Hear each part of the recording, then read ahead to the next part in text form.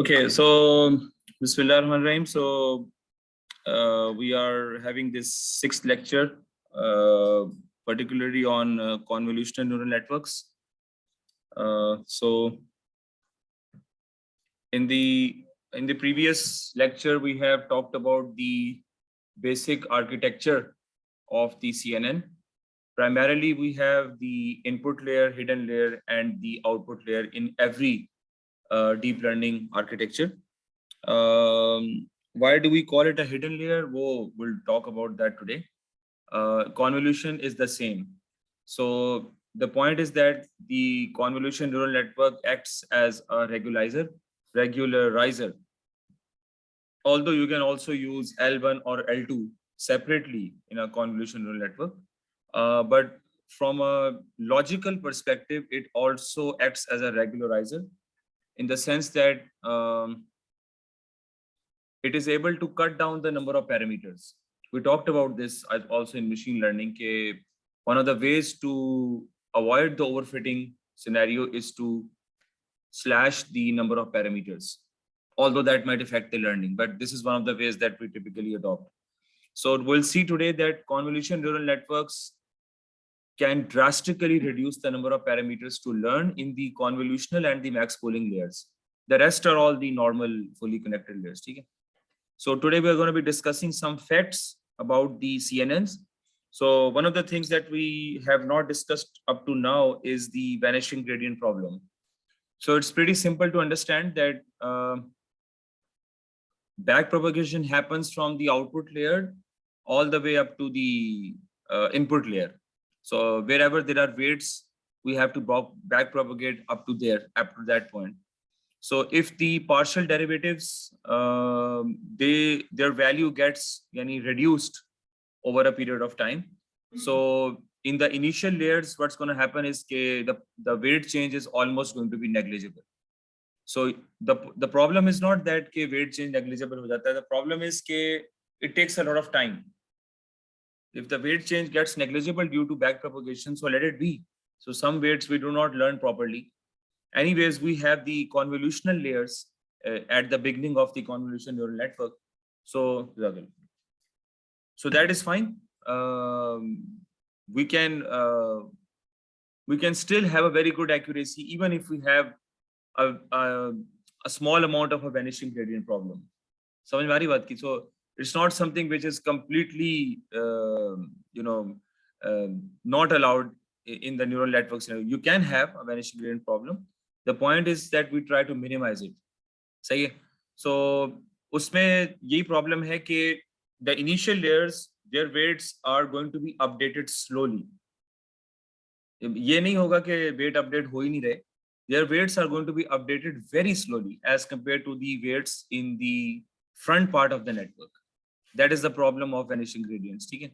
So you have to run the system for a larger number of time, for a larger number of epochs, for a larger number of iterations.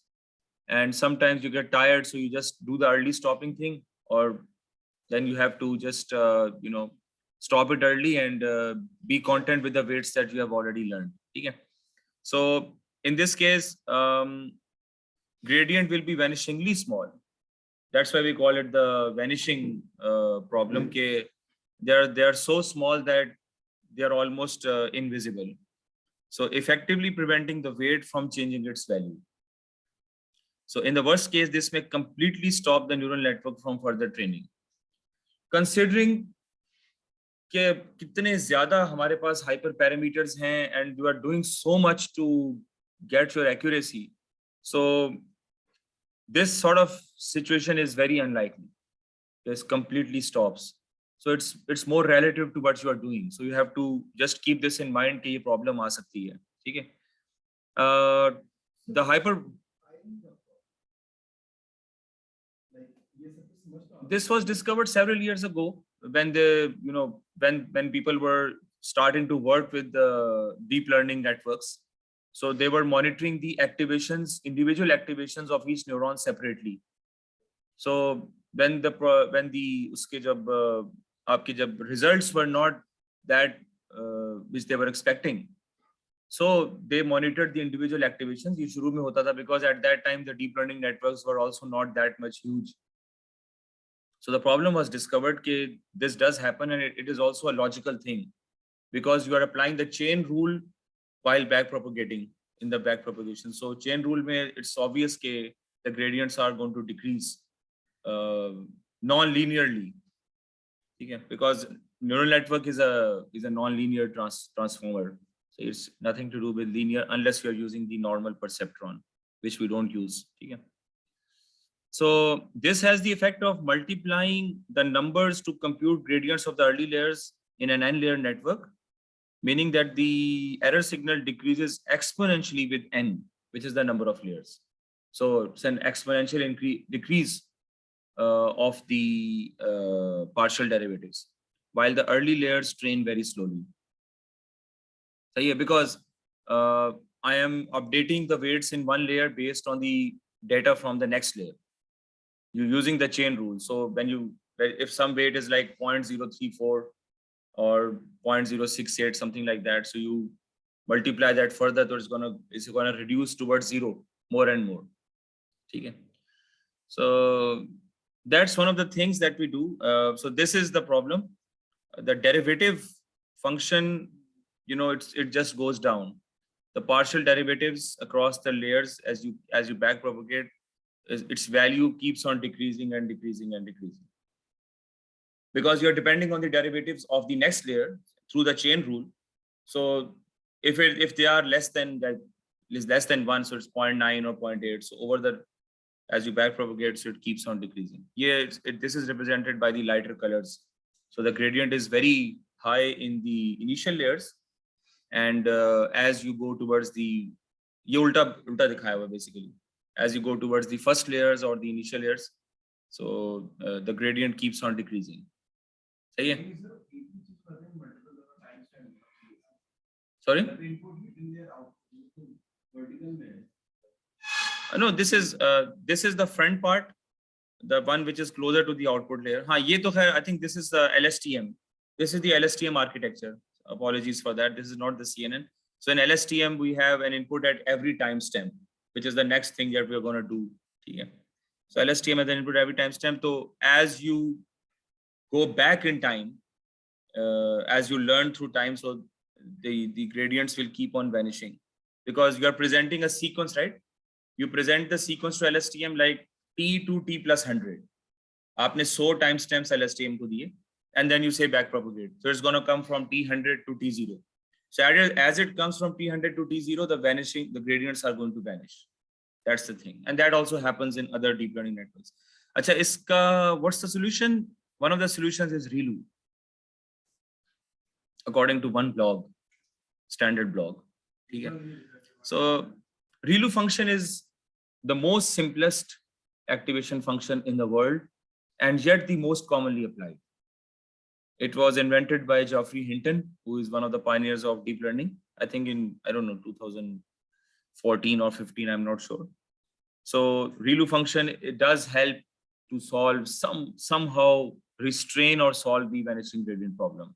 अब वो किस तरह होता है, frankly we do not have the time to see that. Someone who's doing research can do that. The other problem is residual networks, which is ResNet. So ResNet is one of the most famous convolution neural networks, which has won one of the competitions of ISL-VRC. So we're going to see that today as well. ISL-VRC is basically an ImageNet competition. ImageNet is a standard collection of images, which has been created by a researcher in USA. It consists of millions of images. So they created a challenge for that. It's called ISL-VRC. And ISL-VRC has seen at least 6 to 7 big winners in the last decade. And these winners are used extensively in different problems now. So one of the winners is the ResNet. I think ResNet was discovered by Microsoft Research. So in this case, ResNet is called a residual network. So residual network is actually a block of CNN functionality, which we will see later on. Okay. Then they say that GPUs can also help you because you want to speed up things, right? You want to execute more and more the number of iterations. So GPUs is the common solution for that. Then they say that using the LSTM architecture for recurrent problems can also solve the vanishing gradient problem to a large extent. Because in LSTM, we don't use backpropagation, we use backpropagation through time. That's a different algorithm. So we'll see how that solves the vanishing gradient problem. अच्छा, इसमें जो Jeffrey Hinton वगैरह जो हैं वो उन्होंने they propose the use of some complicated architectures. So what you'll also study, for example, the restricted Boltzmann machine. So the restricted Boltzmann machine is actually made up of different layers.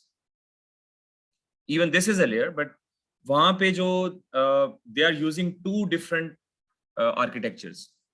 One is the hierarchical, उसको hierarchical का नाम दिया जाता है कि layers stacked on top of each other. Stacking, यानी I can stack two or three things together. So I can stack 10 hidden layers together, like we stack the activation maps. ठीक है? तो I can the first architecture is used for detecting the features. Images की बात हो रही है और textual problems as well. ठीक है? The first hierarchical architecture is used for detecting the features. ठीक है? And the second one is used for the classification. So for example, I can use the restricted Boltzmann machine to extract the features, and then I can give those features to the convolution neural network to make the detection.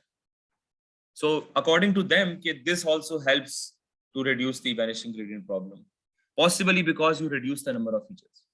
So one deep learning algorithm for feature selection and the other deep learning algorithm for classification or whatever.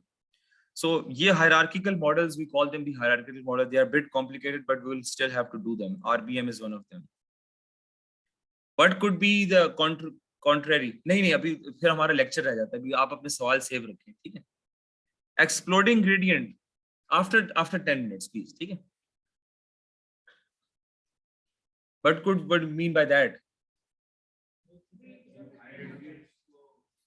The derivatives explode.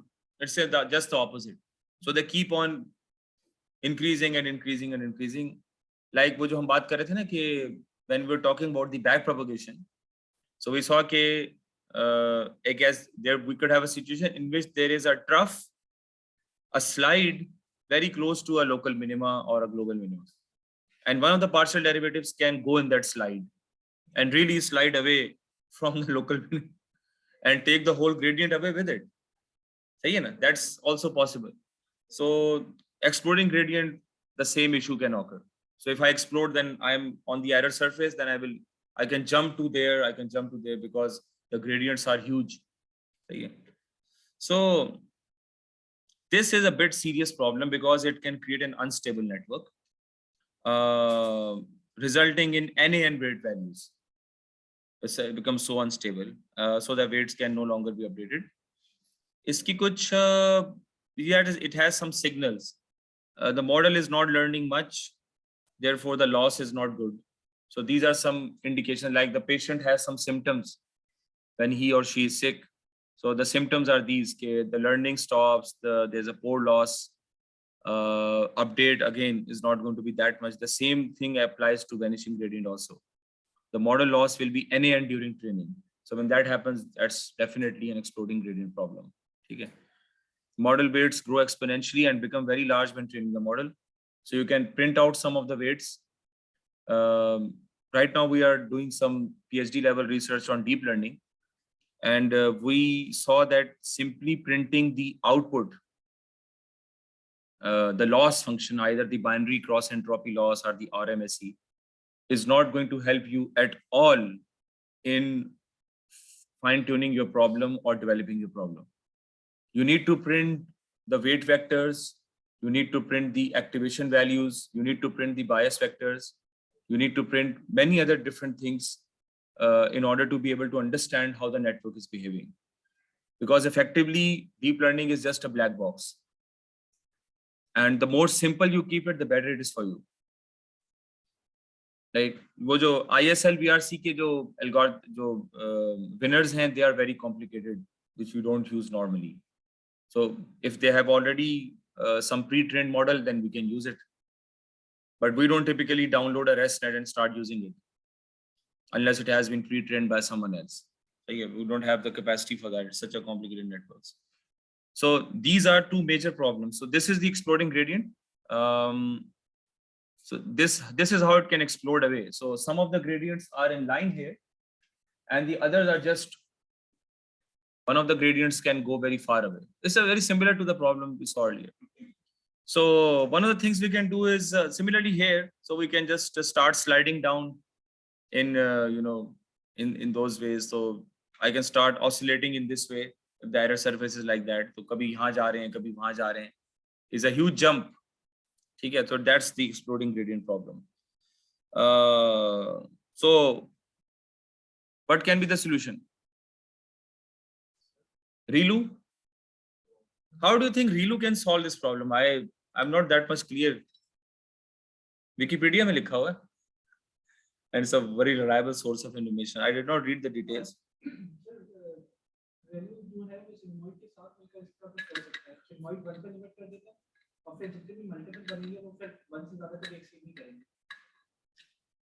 नहीं, sigmoid is going to complicate things.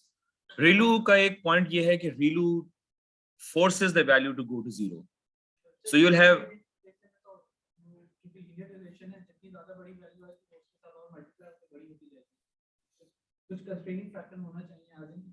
नहीं, if the activation goes to 0, then the whole link is disabled. हाँ, explode नहीं होगा, vanish भी नहीं होगा. देखें, logical perspective से the point is that if I disable many parts of the network through the ReLU function, disable हो गया ना, आपने 0 कर दिया उसको. So that basically reduces the amount of learning that I have to do. From a logical perspective, absolutely. You can't nitty-gritty details, we don't have the time in this course. ठीक है? So if that is the case, then yes. And ReLU का एक positive point ये है कि ReLU increases the non-linearity. Strangely enough, although you are just doing something which is extremely simple, but the ReLU function increases the non-linearity, hence allowing the CNN or LSTM whatever to learn better. So it's a very intelligent guesswork or trick, whatever they invented. So it's working in that. Although that also leads to the problem of dying ReLU. कि अगर बहुत ज़्यादा इस तरह के negative आ गए activations, so you're gonna have like 60% things 0. So what's going to be the learning? So dying ReLU. तो उसके लिए फिर they have invented the leaky ReLU. So don't make it 0, just make it 0.01 into the negative activation. ठीक है? Gradient clipping. That's pretty simple. But clip means to the cut with scissors. Gradient clipping. Yeah, like in regularization, L1, L2, what do? We do the same. We put a limit on how much you can train yourself. That's वही करते हैं ना error function के साथ. So similarly, I can put the limit on the amount of the gradient. कि अगर इससे कम होगा, just stop it there. Don't update yourself more, something like that. ठीक है? Just keep the basic concepts in mind. Gradient clipping is also very important, and it does help a lot. Weight initialization, according to one report, is also helpful. So how you initialize the weights? So don't start from 0. I gave one of the question मैं दिया भी था ना उसमें hourly. But if you initialize the weights, all the weights to minus 0.5, what will happen? So weight initialization does help. So you have to ensure that you are doing that in as unbiased way as possible. Ji? Gradient clipping ये कि in both the cases of exploding and vanishing, I have a problem that it can either go to a very small value, which is bad for me in vanishing, and in exploding gradients, it can go to a very large value. So all I'm doing is that I am putting a bound on the amount of gradient that we can have. So if the bound exceeds 1, I can say put it to 1, like the perceptron case. And if the bound is less than 1, then I can put the bound 1 for the exploding case. Exploding case में I can't go more than 1. Vanishing में I can't have less than 1. DH over D, it's just a yeah, so it's just a formalism to demonstrate that you are calculating the gradients based on the previous layer. Activation होगी या जो भी होगा, ये तो partial derivative. We are looking at the chain rule. This is just to demonstrate what is happening. अभी आप उस पे h को छोड़ दें आप. Just remember के gradient clipping means के I can't, in the case of vanishing, I can't allow it to reduce less than a particular number, and exploding में I can't allow it to go more than a particular number, so that I have remained within bounds. That's the thing. The partial derivative. We calculate actually 3 partial derivatives in the chain rule. Weight with respect to bias. The loss function, I have to basically calculate the gradient of each weight with respect to the loss function. For that, I have to compute some intermediate partial derivatives to have that value. Those intermediate partial derivatives, when we go back propagate through the layers, those are going to grow less and less and less. ये है वो आप जो कर चुके हैं, हमने तो खैर वो एरर के शॉर्टकट से किया था, लेकिन the basic idea is this. ठीक है जी, it's okay. Batch normalization. So let me explain this like here. I remembered this morning, so I said I have to tell this. This is extremely important as a step to overcome overfitting. We have a separate layer of batch normalization in deep learning. Okay? So the idea is that, okay, what was normalization in the normal case? Standardization जो हम करते थे, what was that? Scaling. That is normalization. What is that? Why? All the numerical values in a particular data fall in a particular range, so that not one particular column overcomes or overpowers the effect of other columns. Okay? So that is, so we do x minus mu over standard deviation. Each value x minus mu over standard deviation. The same concept we apply to deep learning also. So after the weight layer, between the weight and the activation application, before we apply the activation function, वो जो weight हमारे पास current weights हैं, we normalize them by using the same formula. This is plus eta can be the error at each neuron, like we saw in when we were doing the example of backpropagation. We saw that there is an error to the devil tha. The devil was telling us that I am putting an error at each neuron so that the overall loss gets minimized. So this is that error amount which you can compute at each neuron. Okay. So what we are doing is for each neuron, it has an associated weight or with each link. So that weight value and that bias value, we are normalizing that with this equation. So it turns out that this is extremely helpful in speeding up your training if you normalize the weights. आप ये कह सकते हैं कि when I am presenting the data at the input layer, I am already normalizing, like we do the pre-processing in machine learning. In cluster analysis, I told you to do that. पता नहीं आप लोगों ने किया कि नहीं है? Cluster analysis में data input करने से पहले you have to, अच्छा वो ML2 की बात हो रही, sorry. You have to standardize all these. ठीक है? So you can say here as well कि I have the image data, I discretized it. So I normalized in the beginning. Why do we have to normalize in midway in the architecture? क्या जवाब है इसका? बात समझ नहीं आई मेरे ख्याल में आपको. When I discretize the image, the pixel values are a number between 0 and 1, right?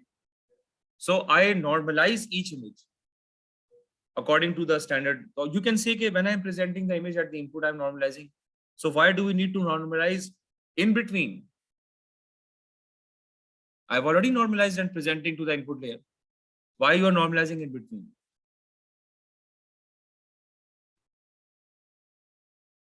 What disturbs that norm? जब मैंने input को normalize करके दिया, what could disturb that normalization?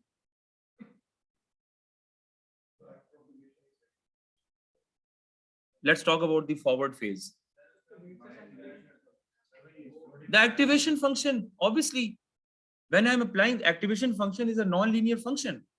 So non-linear function to normalized data को वो यूं करके ना, it's just gonna throw that in the basket. You don't know what's going to be the output of the non-linear function.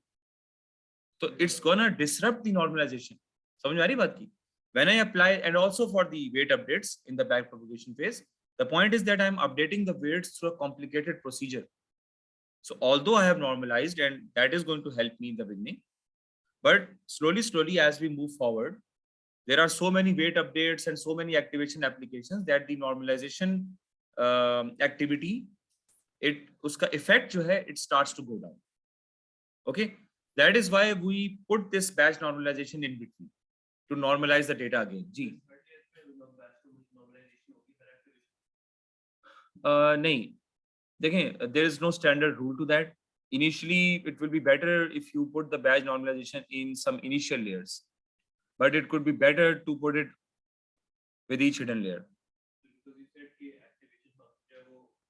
हाँ, देखें, अभी तक मैं आपको अपने एक्सपीरियंस बता देता हूँ कि we have used several hidden layers, like 3 or 4 up to now, and we saw कि at least though when we take like 2 or 3 out of 3 or 4, then it's really helpful. It's extremely helpful, in fact, in even data in the convergence, because our purpose is convergence. We don't care about these dropout and early stopping things. वो हम सारा manage करेंगे. But what's happening at the loss function? So we had our own loss function based on RMSE. Okay? So we only saw that, and we saw that when we applied batch normalization, so there was a huge increase towards the reduction in loss, a substantial increase, which is strange because this is just a transformation. I'm not providing more data. I'm not changing any hyperparameters. I'm only normalizing the data, but still it is helpful.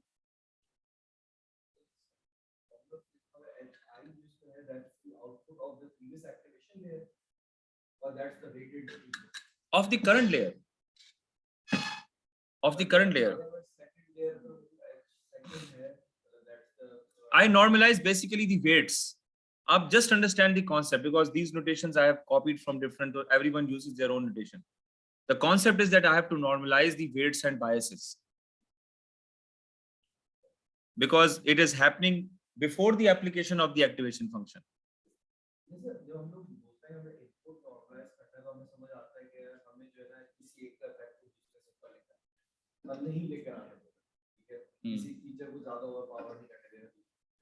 When we say that we are normalizing the जी जब हम बोल रहे हैं कि weights को हम normalize करेंगे, ठीक है, तो इसलिए बात नहीं समझ आ रही कि weights को तो हमने let's say मैंने एक normal distribution से वो किया हुआ है, initialize किया हुआ है, तो already मैं उसको अपने हिसाब से मैंने उसी weight को एक ज़्यादा power सच नहीं random initialization दी थी, पर अगर मुझे इतना मसला है कि यार मैं नहीं चाहता कोई weight ज़्यादा initial value ऐसी ले कि जो अगले से बहुत ज़्यादा। देखिए, सॉरी मैं आपकी बात काटूंगा, सिर्फ इसका जवाब ये है कि you are absolutely right कि initially we have done it according to the Gaussian distribution, but that Gaussian distribution is going to get distorted due to the activities in these hidden layers.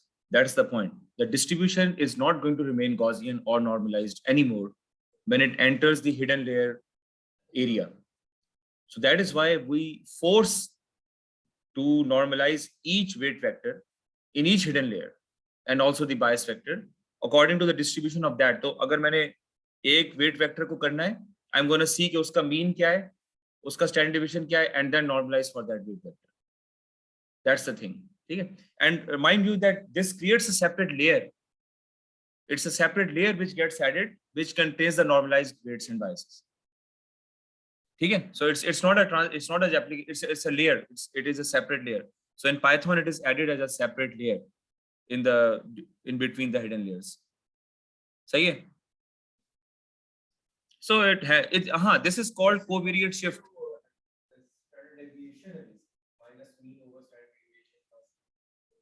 Ji,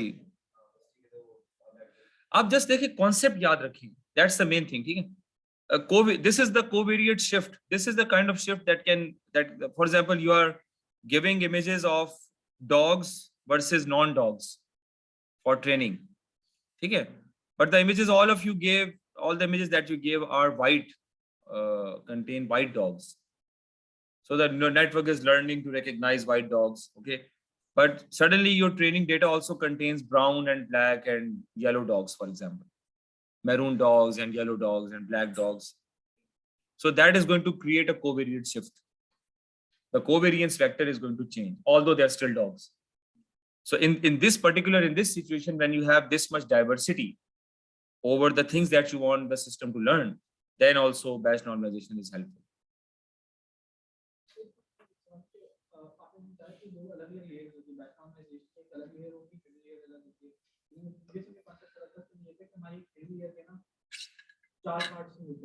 input हो गया, weights हो गया, बायस हो गया और उसका activation function हो गया. सबसे पहले आपने कहा था कि वेट्स की कंप्यूटेशन और हमारे एक्टिवेशन के अंदर इनपुट करने से पहले बैच नॉर्मलाइजेशन आ रही है जी. देखिए, जो करंट वेट वेक्टर्स हैं, when you finish the gradient descent, the weights are updated. So when you feed forward now again, so before you give the weights, the new weights to the activation function, normalize them and give them to the new function. That's all I'm saying. The weights are getting updated after each iteration, after each mini batch, right? So now whenever the weights and biases get updated, before doing the feed forward again with new weights, you normalize them first and then give to that person. That's all I'm saying. ठीक है?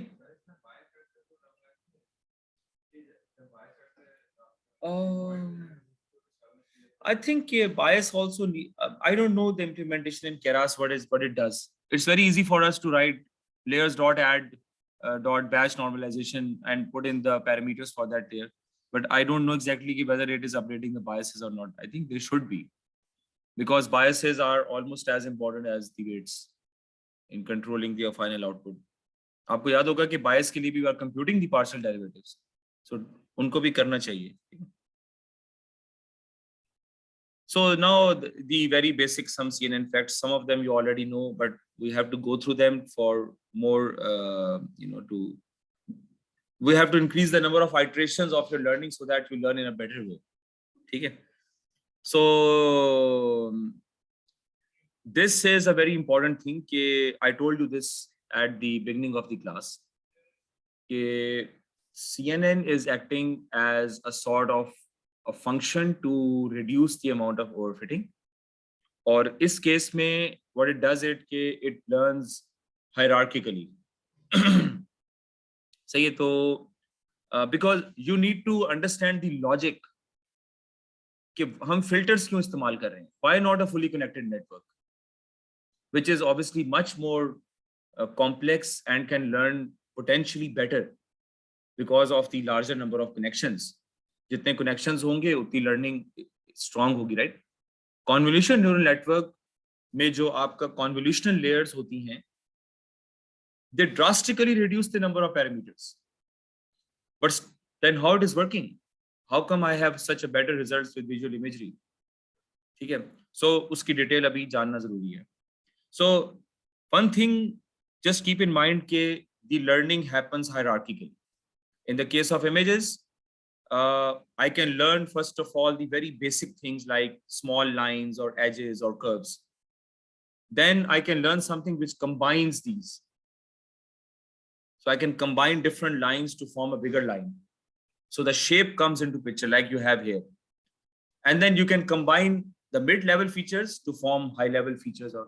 So if you want to recognize a face, so maybe it will learn the curvature of your nose, cheeks, and ears, and something that does just a basic shape, right? So let me just try to draw it. So maybe first of all, it will recognize that this, here's something here, here's something here, here's something here, here's something here, here's something here, here's something here, here's something here. Okay, and so in the next case, in the next mid-level, it might be learning something like this. And this might be, and in the next level, it's going to join the ears, for example, or whatever, and then the eyes are also going to be discovered, etc., etc. I'm sorry about that. That's, you can take this as me without the beard. But किसी को तो कह नहीं सकता.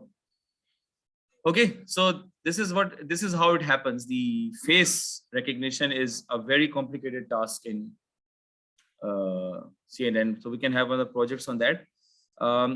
Text के case में क्या होगा? How this thing will work in the case of textual data, like Twitter data or social network data or corpus. So individual words को analyze करें, फिर sentiment को like we have the n-grams. N-grams होते हैं ना कि you first recognize the individual words, then you build n-grams के यानी conditional probability के ऊपर you combine the words. के the probability of seeing this word given this word. So bigrams and n-grams, trigrams, whatever जो भी है, that can be the mid-level features, and the whole sentence can be the high-level features. So that's something to try out with convolution. Although convolution network are used for visual imagery. ठीक है, ये समझ में आ गई बात की? That is the concept of the receptive field. ये animals में behavior discover हुआ था कि the whole, you know, when you see something, like I see the class, right? So if I focus on one person, if I focus on you, for example, so only a small part of my brain is activated, which is recognizing one person or one thing, or you know, the sky or whatever. It's ऐसा नहीं होता कि पूरी की पूरी hidden layer जो है वो use हो रही है एक बंदे को recognize करने में. We also saw this in backpropagation. I told you that when you're recognizing 0, then some neurons will fire and the others will not fire. So that is the concept of receptive field. Okay, everything that you recognize is only related to a small part of your brain or the neural network for that matter. Okay, usko that we call that the receptive field. So here you can see that this particular green area in the second hidden layer is only related to these 9 filter applications. सही है? समझ में आ रही बात? यानी I have the, here you can see that I have the whole image. I have the whole image. But if I am recognizing this, I'm recognizing this only based on these 9 boxes, because these 9 boxes are the receptive field of this green box. Okay, so in CNNs we are doing the same thing. Okay? We are going through a series of filter applications. Okay, इसको बात को समझें. So in each filter application, when I generate the, इसको क्या कहते हैं, this next generation? What do you call this? When I apply the filter on the image, what do I get? Feature map. और दूसरा नाम? Activation map. So one application of the filter on the image, जिसकी pixel values आपके पास हैं, generates one activation map or the filter feature map, for example. ठीक है? So just try to understand this. कि each point in the feature map has a receptive field. That's it. So this point, understanding this edge, for example, only requires me to get him to have information about this. For this, I don't need the whole image. That's what I'm saying. So this is sort of a regularization thing. I don't need everything to recognize something or to generate something in the next layer. Say, is this thing clear? So every neuron in the next hidden layer in the activation map is going to have its own receptive field. It's going to take things from the image, जो उसके लिए जरूरी है. That's it. सही है? That's what we see. What is happening in this picture? What is the concept of what we have done in this picture with CNN? This is the original image of I don't know a game or something like that. And what is that?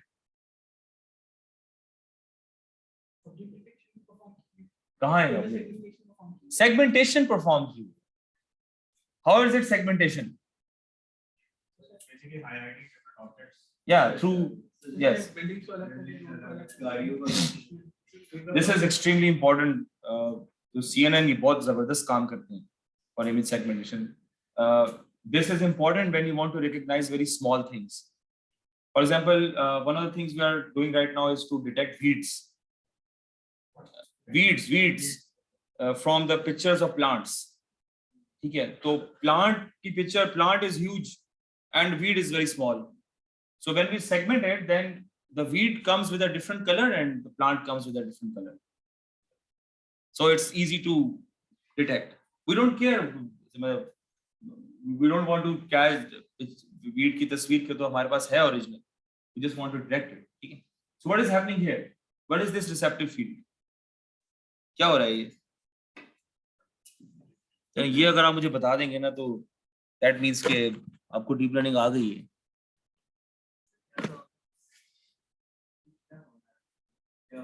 I have these two receptive fields doing something in that image. What is the application? Application क्या हो रही है? ये क्या है? The red क्या है? It's a car, right? So what is? It's going to trying to detect the number plate. I will agree with this. ठीक है? But why do we need this? The yellow one. वो तो obviously receptive. तस्वीरी receptive field की है. Why are we taking a receptive field or yellow receptive field and then the green receptive field? That's the answer. The picture contains many things, but I have to detect the number plate. I don't care about the other things. That is why I need the concept of receptive field. So first I detect the car through a particular receptive field. And then in that receptive field, I do another receptive field to detect the number plate. And that is good. I mean, you don't have to do it manually. You just have to understand that it is happening in this way. Okay? All of you must be able to answer. Now we come to this. CNN require limited data preprocessing. That's great. Because typically, how many of you have worked with digital image processing in undergraduate? Osama has done it. DIP का जो course आप लोगों ने नहीं लिया? So image processing में you got like 10. Ji. So image processing is a complete domain. ठीक है? तो उसमें you can apply different functions like transformation कर सकते हैं, shears कर सकते हैं, normalization कर सकते हैं image की, उसको grayscale में convert कर सकते हैं. You can denoise the image, detect edges in that image, smoothen the image, etc. You don't need to do that here. At least, मतलब मैं ये नहीं कहता कि you don't need to do that here. You don't need to do that much pre-processing for detecting objects in an image as you did in the traditional case. Okay? So convolution is actually a mathematical operation. So what is convolution in CNN?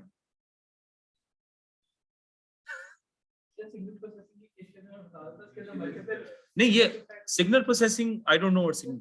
What is convolution in CNN? Just describe it in one sentence. The application of a filter on pixel data, on digitized or binary digitized pixel data, or in the real pixel data जो भी आप ठीक करें, ठीक है? So in the case of normal NumPy matrix multiplication with fully connected networks in which you are adding the weight vectors, you're doing the dot product of weight with the activation function, etc. with the input. That is extremely intensive process. When you have a fully connected network and you do the feed forward thing, then that is like matrix multiplication. That is not the convolution operator. Convolution means the application of a filter on a matrix of image data. Okay? So why it is called hidden layers? Hidden layer की input होती है, output भी होती है. Actual system में input या output नहीं होती, नहीं, it's called hidden layer because what happens inside on the application of the activation function is not very prominent to us. The input data वो उसको लेता है और फिर वो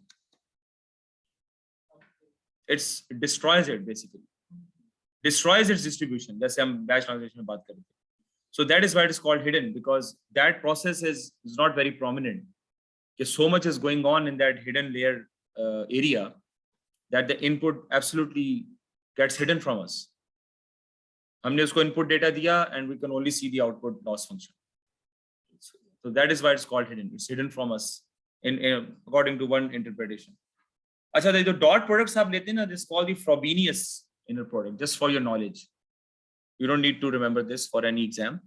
So it's the normal dot product जब देखते हैं कि input data dot vector, that the dot product आप लेते हैं ना, so that is called the Frobenius inner product. ठीक है? So ReLU, I've already told you this. I'm sure. Just we'll take a break in some time. So ReLU introduces non-linearity, although it's a very simple function. And the input layer is this one. So these are some of the dimensions. Number of inputs means what? The number of pictures. That's the answer. Because input height and input width are defining each picture. Okay? Into channels, what's that? RGB channels. Okay? Similarly, I'm going to have the same dimensions for the feature map as well. So just keep one thing in mind. I have one image. I apply one filter on that to generate one feature map. Clear? Then, now this is one convolution layer. These are not multiple convolution. Feature map is not a convolution layer. The feature map form part of one convolution. This is one application of the convolution layer. Then I take another filter, apply it on the whole image, generate the second feature map. I take the third filter, again, third feature map, fourth, fifth, sixth, seventh. So I can have multiple feature maps in the same convolution layer. Okay? Now the point. This feature map is just one channel. So it's one slice. So if I have a RGB, then each feature map is going to be a 3 slice. क्या होता है? 1D to 3D. What will happen? It will be a 3D array. It will be a cube. It will be a box. See? So each feature map is a box because of the 3D scenario. So this, whatever pictures you see on Google and in different blogs and in the different books, they are just showing you for one channel. Actually, in the case of RGB, you are going to have 3 feature maps per filter application. And you can consider that as a box for your own understanding. That is, but you don't need to do that here because this convolution pooling thing, if you average it out, then you can't do convolution because नहीं अभी आपको अगली slides में पता चलेगा कि that is not the correct way, because if you average it out, then there's no way that you can do hierarchical learning. अच्छा colour जाएगा RGB के across अगर आप जो है ना उसको average out कर देंगे तो आपके सारे जो उसकी lines and everything I don't know whether whether each ठीक है आप you're right, but whether each color is having its own impact on the network, this I do not know. ये ठीक है। So, अभी तक तो मैंने ऐसी कोई बात सुनी नहीं, किसी भी रिसर्च पेपर भी देखी नहीं कि उन्होंने एवरेज कर दिया हो इसको, because there is no need due to the existence of GPUs and all those things. हाँ, so each activation map is a box. I just say that as a box. ठीक है। So okay, so you might ask me कि why we are doing this filter application? Why not a fully connected network? So one of the reasons for that is the high amount of dimensionality that will be generated. So if I am using a 100 by 100 image, which is a very low resolution image, then each neuron in a fully connected network is going to have 10,000 weights. Each neuron in each hidden layer is going to have 10,000 weights to learn if I am using this image resolution in a fully connected network. What I mean to say is that if I use a fully connected network here, I remove all the Conv and pooling layers, then I'm going to have millions of weights to learn. Literally millions of weights to learn. Okay? So obviously, I don't even want to do that using the GPU. But in CNN, now this is the point जो मैंने आपको last class में बताया. In the convolution neural network, the weights are shared. ठीक है? मतलब ये, like, okay, let's take this example. Okay, what is the filter size? 3 by 3 का filter size है, ठीक है? In total, there are 9 weights which are connecting this layer to this layer. 9 weights होगा ना, receptive field के 9 weights. The same 9 weights are used when I stride, go down, stride, go down, stride. So for the generation of one activation map, the same weights are being used. So just 9 weights will be used to generate this activation map. That's it. And it is possible, again, अब ये बात भी आप देखिएगा, अब ये दूसरी बात है, ये उससे अगली बात है. Is this thing clear? So if I have a 5 into 5 filter, just 25 weights. वहां पे we're talking about millions of weights, and here we are just talking about 25 weights. It is also possible for me, although I have not experimented with that, that I use the same weights again for the second feature map and the third feature map and the fourth, fifth, sixth. So for the whole convolution layer, I'm just using 9 weights or 25 weights, depending on my filter size. So obviously आप same filter को अलग-अलग image पे apply करते हैं. हाँ, ये इस पे थोड़ा सा ये एक चीज हमें देखनी है कि देखें, कहना तो बहुत आसान है, लेकिन you should question कि why you are saying this. The point is कि why you are, पहली point ये कि आप filter change क्यों कर रहे हैं. That's what you need to ask me, right? If I have the purpose of the filter, what is the purpose of applying the filter? Sharpen करना या नहीं. particular point is different representation. जी, आप बोलें. Sorry? Feature decrease करना, वो तो हाँ, नहीं, देखें, overall the feature decrease हो ही रहे हैं ना, but what we have here are just 5 or 6 neurons at the end. But ये जो hierarchical जो हमने बात की थी कि first detect the edges, then detect the objects and detect the whole shapes, तो ये उसकी तरफ हम जा रहे हैं. Filter application in the first layer is going to detect very small lines. ठीक है, curved lines हो या straight lines. So if I apply one filter on the image, so it's going to detect the lines. Why do I need to use another filter in the same layer? Yes. So it's not necessary that all the lines are going to be very straight.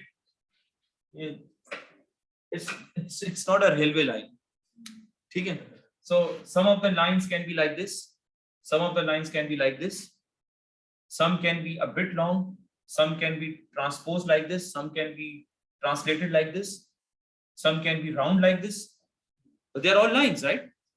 So I can't capture this diversity with just one activation map, with just one filter. Okay? With one filter application, I can't capture all the lines, and I have to detect all the lines in the first convolution layer. That's what I want. So that is the reason that I apply multiple filters of the same size, mind you, okay, to generate these feature maps.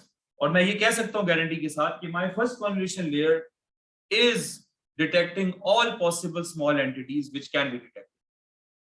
सही है? Is this clear? बात समझ में आ गई है? This is very important कि why we are applying multiple, और आज क्विज में भी आ सकता है, ठीक है? Is this thing? तो this is called weight sharing. क्या कहते हैं इसको? Weight sharing. तो you have double the benefit, ठीक है? You have the freedom to apply as many filters as you want, maybe up to 5 or 10, whatever, and then you can learn all the things at one level of learning, and you also have shareable weights and biases. Shareable ये है कि, like, that's why I showed you this picture before. When two layers are connected, okay, these are two layers, right? These are two layers, right? एक पे filter लगा के हाँ. convolution आया. Input से convolution layer, there is always weights between layers. There are connections between layers, right, which are weighted. If I am going from here to generating these activation maps, there have to be connections between these. Filters में चला गया connection layer है.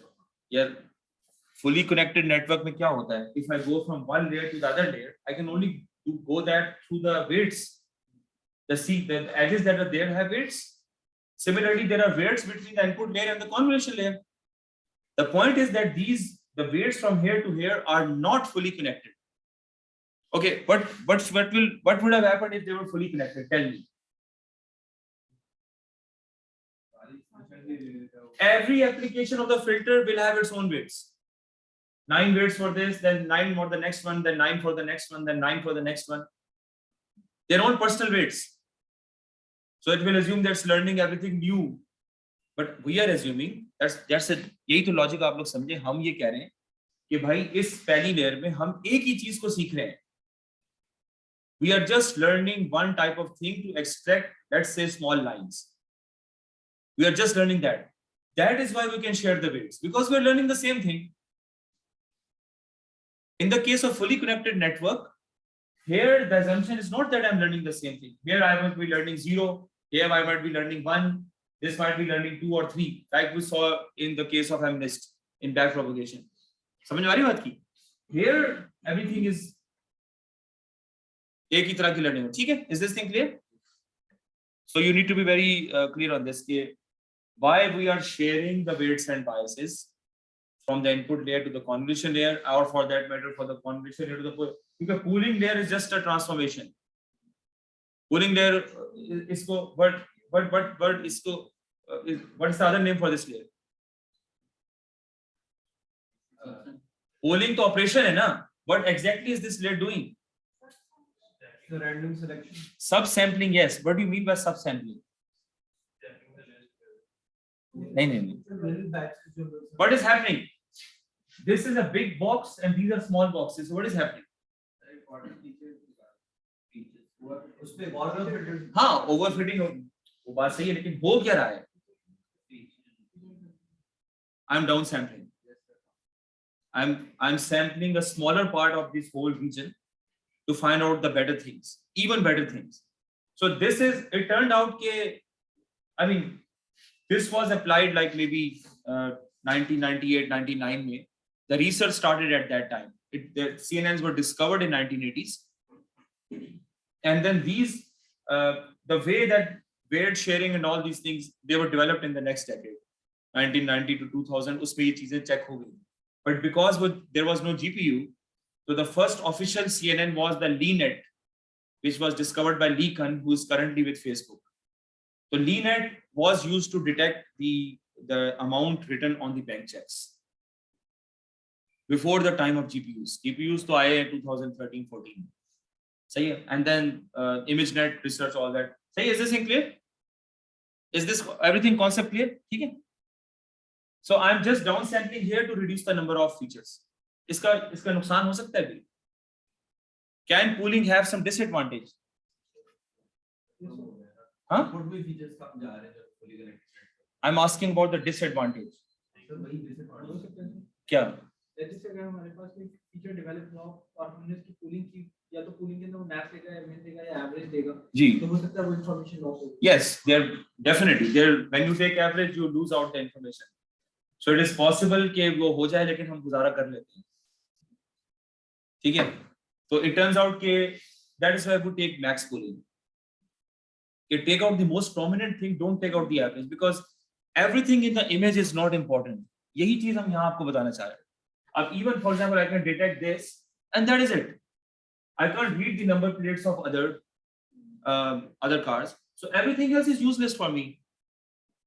So that is why pooling works in images. Image में हर चीज हमारे काम की होती नहीं है, तो I can approximate and I can even cut down. ठीक है? FCNs का एक और प्रॉब्लम है. They don't have any sense of the spatial representation. For example, these students are sitting here at the right, these students are sitting here on the left. It cannot orient itself in that way. It does not have any spatial sense. समझ में आ रही है? If you give this problem to the FCN, it is going to assume that I have to learn the same thing here, and it's going to waste its time. ठीक है, वो हर एक की यहाँ पे हजार वेट्स ले आएगा और वो कहेगा कि हर चीज नंबर प्लेट है, let's do it like we used to detect 1 2 3 4 5. तो we can't have this here, right? The images of dogs, for example, ये तो हम कहते हैं कि everything is not a dog, like this is not a dog, this is not a dog, and we can't like draw a circle around it and say कि ये है ये देखो.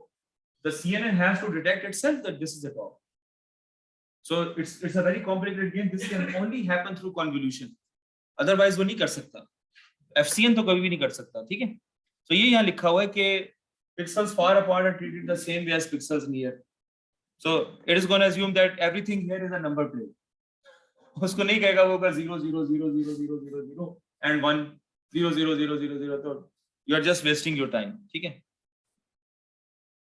And FCNs therefore are not useful for us. As they are able to identify small objects, हाँ ये, so this is called, अभी कर रहे हैं, ठीक है? Spatial connectivity. That is, it is linked to the concept of the weight sharing thing, ठीक है? So CNNs are able to local cater for spatial, और उसको आप local भी कह सकते हैं. Local connectivity, like in the case of clustering, मैंने बताया था कि the number plate here is one local connectivity pattern. It's an integrated thing and it has its own local pattern. So CNNs can go for that. Okay? When you apply a filter, local information gets extracted through the receptive field, hence all the edges get detected. And that is why I told you that this is the reason that we are applying multiple filters, because we want all types of edges to get detected. That is the reason. Okay? So ये हो गया. And the reason for applying multiple filters is that by stacking multiple maps, these local patterns become more and more non-linear. ReLU also helps in this. हाँ, ये भी एक उसकी positive बात है कि when you stack them in this way, the non-linearity somehow increases. Although you are simplifying things, you are cutting down the number of weights and biases. You are using the ReLU function, which is also a simpler function, but still the non-linearity keeps on increasing. So neural network is a non-linear function. That's what it is, right? So वो उस case में फिर आपके लिए आसानी हो जाती है. So keep these things in mind. So hence through the multiple application of a very simple filter, hierarchical direction becomes possible, and that also efficiently and effectively. That is the thing. So यहाँ पे ये हो रहा है that the input sample just through the concept of receptive fields, you have this local connectivity or spatial connectivity. Then you generate the feature maps, then you do the max pooling, blah blah blah blah blah, all the way up to there. So all of this, किसी student ने सही बात की थी कि all of this is basically a feature selector. ये सारी जो हम तगोदो कर रहे हैं is only because we want the right features to be here, so we can detect the dog or the cat or whatever. सही है? तो ये, so just one more, so you can see here कि so this becomes here. So these kind of different parts are detected at this layer. Then I can just detect the whole walls, for example, in the next layer, then the whole building in the next layer. And obviously, if you have an RGB, then you are filtering for the sky and everything. So it's gonna you can have better classification, like the grass or the pavement or the bench or tiled windows or something like that. Tiled windows or glass windows are very complicated classification problems. So you can do all that now. And it's the same thing here. So just you detect the legs first, and then the body, and then the whole, etc., etc. You go towards it. So now this is the scenario. यहाँ अच्छा आखिरी सवाल. Why we are having a fully connected network here? Actually, classification में networking है. Then आप convolution windows को classify करते हैं. The features. What if I have a partially fully connected? Then, in the case of the normal neural network, फिर क्या होगा? चल तो जाएगा. चल तो तभी जाएगा. अच्छा, why is it possible for me to use a fully connected network here?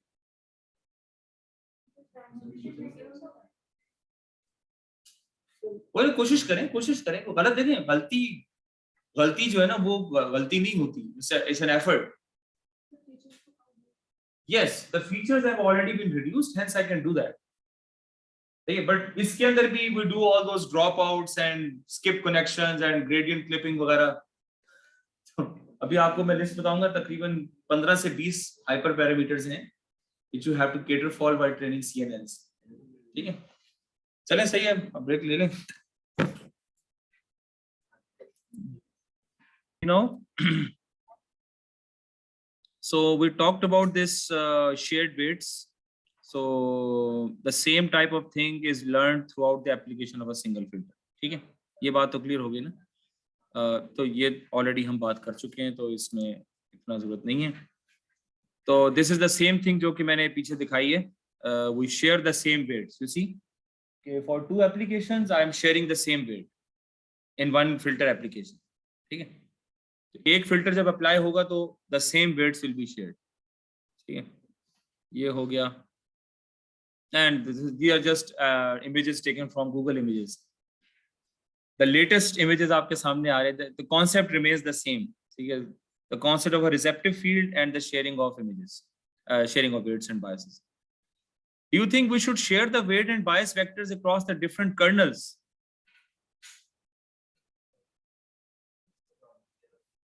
मैंने तो hypothesis दिया था. Or every filter or kernel should have its own weight and bias vector. Like this one. Okay, so this one. So how many filters I applied in this image? 4.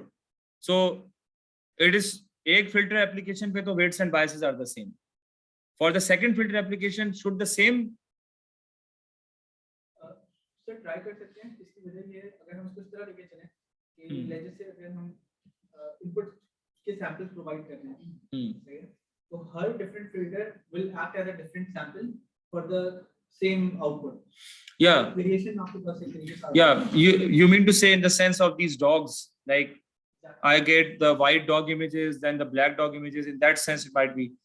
लेकिन I personally, मेरा ज़हन इस तरफ जा रहा है कि we should use the same weights because of the fact कि we are trying to detect the same hierarchical features, the same type of hierarchical features in one application of the convolution layer. And mind, we don't have just one convolution layer. We have multiple convolution layers. Acha, can I have such a situation like this ke convolution, pooling, or it always has to be CP.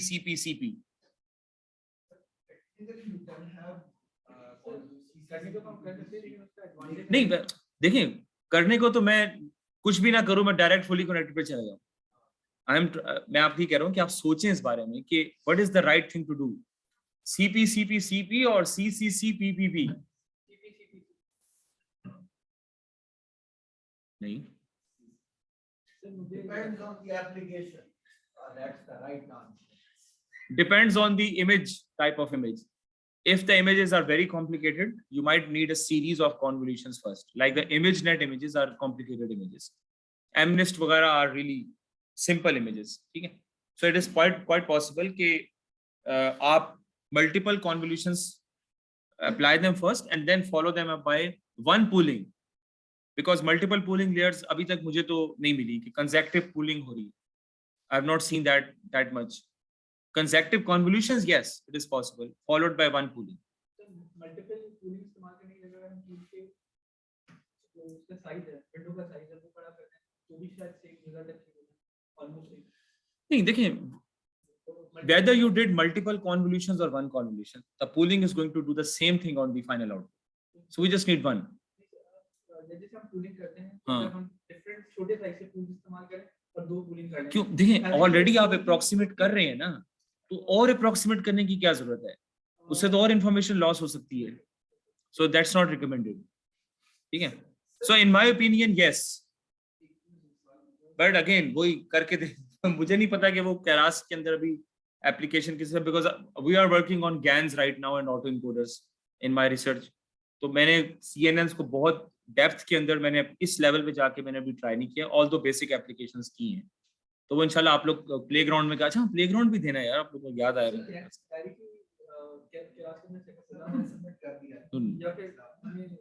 वो तो BP का setup किया है ना, वो तो पुरानी बात होगी.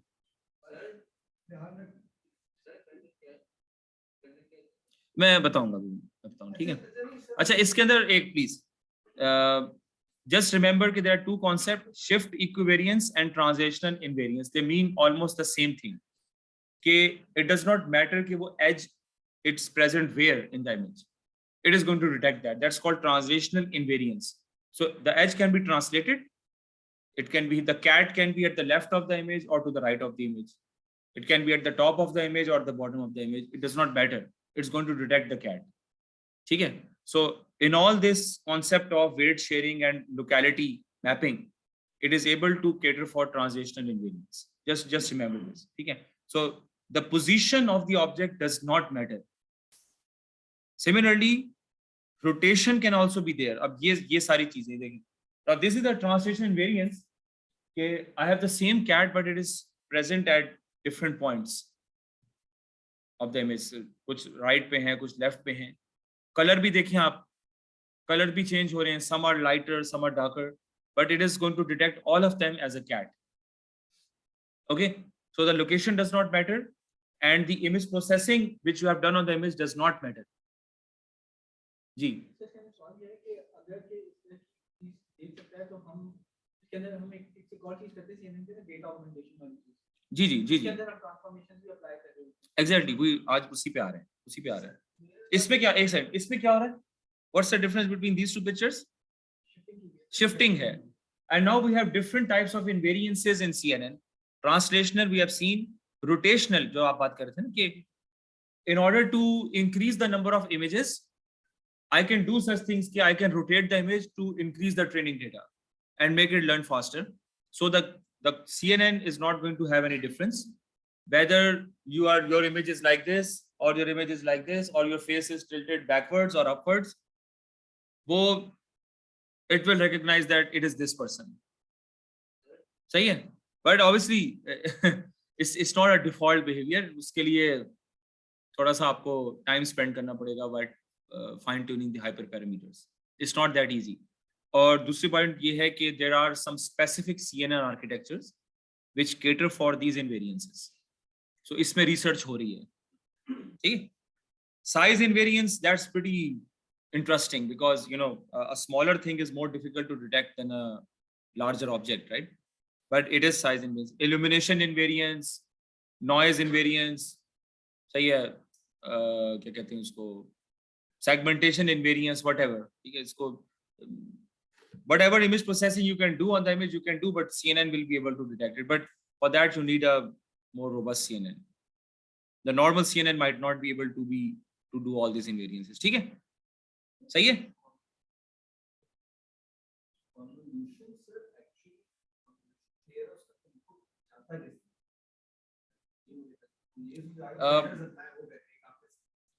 The image has a size this by this and you convert that to pixel values between 0 and 1 if it is a grayscale image and in some other range if this is an RGB image.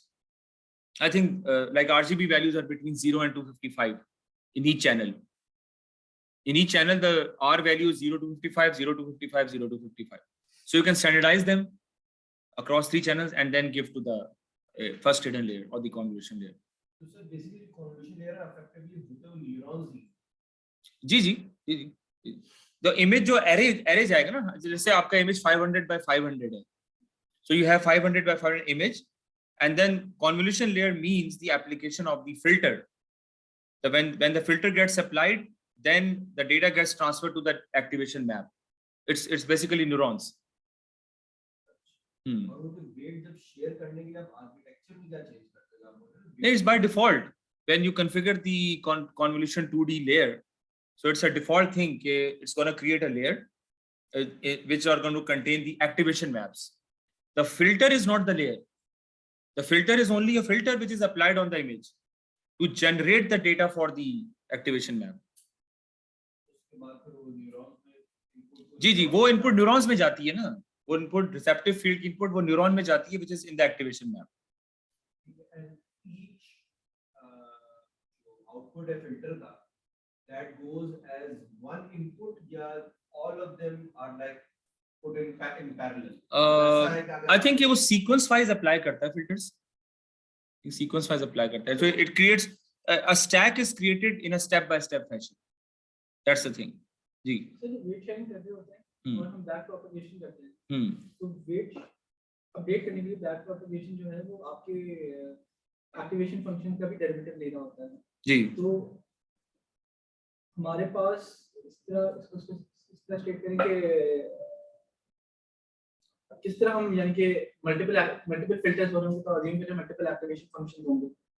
Again, when you do the forward pass, then all the weights are defined. If for the first convolutional layer, I had these 9 weights and 9 biases. That's it. I just have 9 weights and 9 biases. Then I have a series of weights and biases which goes from the first convolution layer to the activation max pooling layer. See, and then if you're doing convolution again, then a series of weights from the first convolution, from the first pooling to the second convolution. So in this case, ये इसी तरह से fully connected, but we have very lesser number of weights and biases. Along the way, I'm applying the transformations for convolution and activation, but actually they are neurons.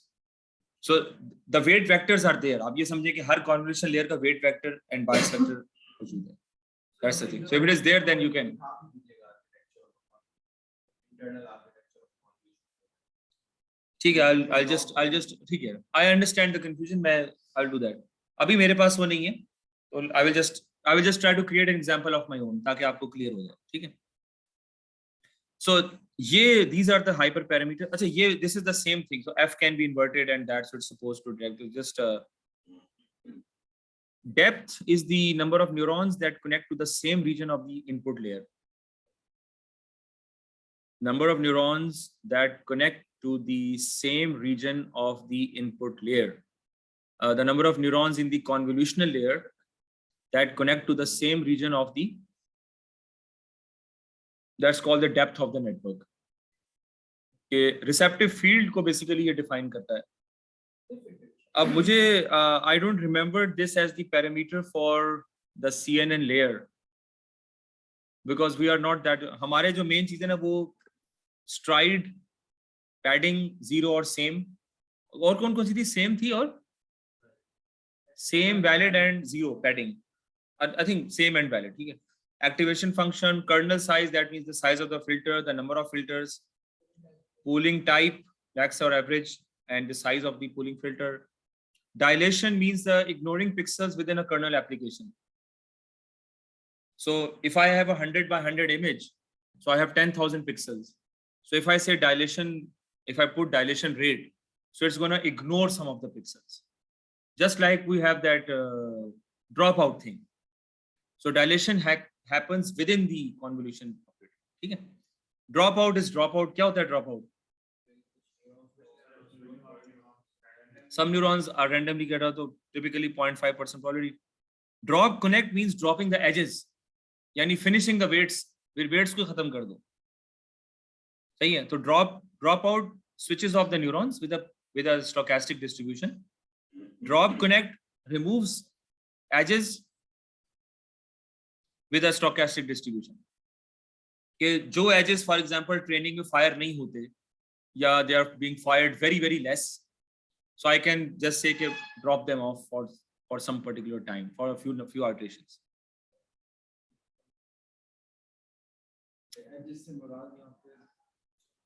Edges से मुराद ये कि the connections between the weights in different layers. That's it. That's the edge means the weight. So I can either drop out the neurons and I can either drop out the connections. Both things are possible. Okay?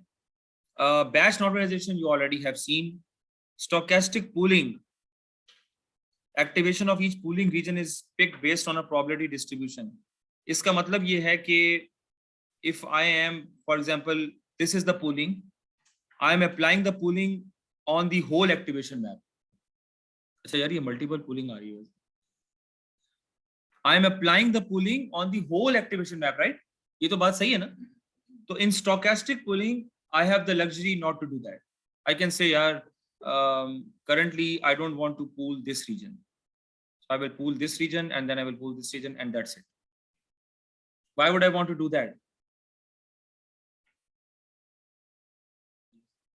For the same reason as drop out, drop connect, everything is not important. Every neuron is not firing. Every edge is not firing. Similarly, I don't need to pool everything. The same reason that dilation भी यही है. क्या है dilation का मतलब क्या है? For example, apply the dilation here. क्या होगा?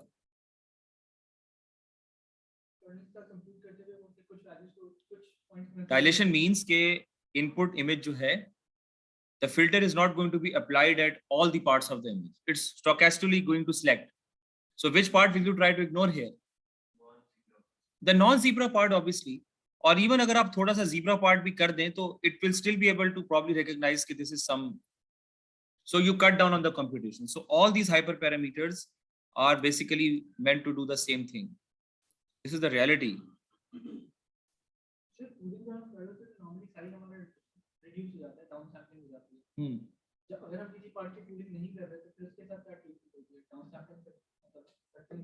देखिए, if you don't pool, then it is very difficult to put the activation map as part of the input to the FCN.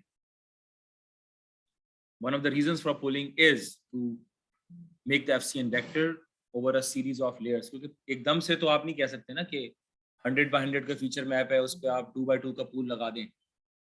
Pooling भी रिलेटिव करनी पड़ेगी ना आपको. जी जी जी जी ऐसे ही है. तो जब हम एक पर्टिकुलर सेक्शन की पूलिंग नहीं करेंगे, हमारे पास उस पर्टिकुलर सेक्शन की हम अज्यूम करेंगे कि डाउन सैंपलिंग नहीं हो रही होगी. अब डाउन सैंपलिंग नहीं हो रही तो फिर वो आगे का जो अरे हमारा फिक्स साइज है वो फिट नहीं होगा. हाँ नहीं ऐसा नहीं है, ऐसा नहीं है. अस्सलाम वालेकुम. अब मैं अभी क्लास में हूँ मकसूद. ठीक है ठीक है ठीक है. नहीं ऐसा नहीं है. देखें स्मॉल इस तरह तो हम कहते हैं कि ड्रॉप आउट भी इफेक्ट होगा. ड्रॉप आउट भी नहीं करना चाहिए, वो भी नहीं करना चाहिए, क्योंकि ऑलरेडी हम वेट्स और बायसेस को कट डाउन कर रहे हैं. तो it's not that, you know, machine learning is supposed to generalize. So if I have a huge elephant and I take away some parts of that and do stochastic pooling and even dilation, so it's very unlikely that it will not be able to detect the elephant. It will be able to detect the elephant. क्योंकि stochastic pooling है ना, तो it's not permanent कि पूरी training में ये काम होगा. ऐसा नहीं है, वो stochastically होगा. ठीक है. Early stopping, lesser parameters, lesser layers, you always have to try that. Weight decay, add L1 or L2 norm to the error at each node. This is regularization. So you can also add the weight decay parameter like we do in regular normalization, regularization. Okay? These are some of the recommendations I got from a few blogs. Learning rate should be high initially. Optimizer choice is probably Adam. I don't know what low means. Sensitivity is low. So learning rate sensitivity is very high. Optimizer से that means कि इतना फर्क नहीं पड़ेगा output के ऊपर. Batch size, I think it does make a difference. You typically batch size is 32. Start with a mini batch size 32. I think it does make a difference. ठीक है? क्योंकि I have no idea about that. लेकिन कितने images के बाद आप अपना weight update कर रहे हैं? Yes. That does make a huge difference. मेरे experience के मुताबिक, but I can't generalize. ठीक है. Weight initialization extremely important. ठीक है कि किस तरह कर रहे हैं आप. Loss function. This is the reason higher sensitivity कि most of the research in deep learning is bent upon designing loss functions. everyone has its own problem to solve in deep learning, और हर आदमी उसके लिए अपना loss function बना रहा है. So this is one of the main areas which is affecting your output. ठीक है, तो आपके हाथ में है ही सिर्फ लॉस फंक्शन ना. बाकी तो सब वो ग्रिड सर्च के थ्रू आपने खेल कूद करना है. तभी तो मैं प्लेग्राउंड बनवा रहा हूँ आप लोगों से कि वो आपने करने ही है. You don't have any option. You have to do the grid search in this case, although you don't give it too many parameters, otherwise it will take a lot of time. Model depth is a high sensitivity thing. Layer size, how many neurons you put in the hidden layer. Layer parameters, rate of regression, medium, non-linearity, low. So these are some of the applicable data जो कि आप कर सकते हैं. Global max pooling, local max pooling, number of units. I think Adam, I think we are using the Adam these days, right? Mostly Adam is basically the latest version of SGD and momentum. Adam में SGD भी momentum वगैरह भी आ ही जाता है. These are some of the things repeated here. So initial learning rate should be high and then it should decay. So this is the same thing. Mini batch size 32 is a good start. Training iterations, use early stopping. ये हमने GANs में तो हमारी बड़ी बेइज्जती हुई कि the results started to come and we were excited. Oh, results आ रहे हैं, इतने अच्छे result आ रहे हैं. एकदम से loss function started to increase. So after like 100 iterations or 300 or let's say 600, 700 iterations, loss function आ रहा है and दिल में लड्डू फूट रहे हैं और फिर दिल एकदम से गमगीन होना शुरू हो गया. दोबारा loss function ऊपर जाना है. Strange. I mean, that means that early stopping is absolutely important. GAN में तो there is no stopping criteria. Okay, it is not a MLP problem. Okay, it's going to converge and weights are going to converge. Generative adversarial networks में a point will come after which the loss will start to increase. It's a strange behavior. मैं तो हैरान हो गया इसको देख के. तो therefore you have to absolutely stop. MLP के अंदर, ANS के अंदर. Momentum start with 0.9. Number of nodes, you have to cut down the number of nodes and the number of layers. Regularization, we already talked about that. Activation function start with ReLU. उसके बाद कोई दूसरा सवाल है ही नहीं. Utilization, अब इसकी बात हो गई. Random seeds, which you already do. Pre-processing, that is done for images. हाँ, let me tell you one thing. In the in ML1, when we were working with time series data, we were doing this shifting. You remember those who took ML1? We shifted the data on the previous 2 timestamps. ठीक है? So आपने तो नहीं दी उसामा? हाँ. So we were working with time series data in case of deep learning, and we did not do this transformation. Making the series stationary and then shifting the data and presenting the shifted data to the input layer. So first of all, we were not doing that, and the RMSE was 35, 38, 39.2. When we did this pre-processing, the RMSE immediately went down to 2, 1.5 to 1.5, and then we tried to bring it down below 1.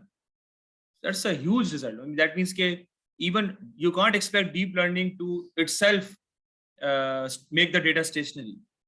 There is a pre-processing function for that. You make it yourself. Similarly for images. Okay? So issues with pooling, we already talked about that. That pooling does make an approximation. So uska kya ilaj hai? Because I'm cutting down, I'm taking the average, right? In pooling, average pooling, max pooling. So I'm making some assumptions, taking only one thing in the data. So iska ilaj phir ye hai ki जैसे आदिल ने बताया कि use the same data with different orientations, rotations, scaling, transformations, skews and stretches. The same data, but with different orientations, spatial orientations. So उससे आपका training enhance भी होगी और the pooling effect is going to disappear. Although I don't know how common that is, but in the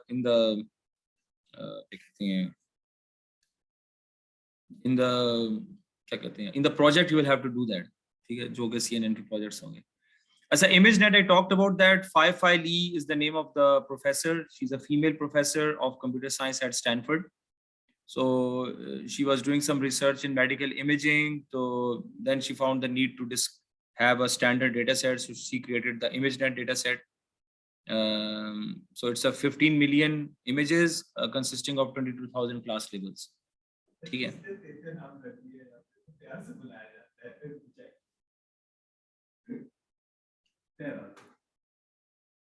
ये आप उनसे email करके पूछ लें, ठीक है? मैं तो इस बारे में बात नहीं करूंगा, वरना मुझे तो ये उनका नाम है। अब मैं आपके नाम को कुछ कहना शुरू कर दूं, ये कौन सा नाम रख लिया आप?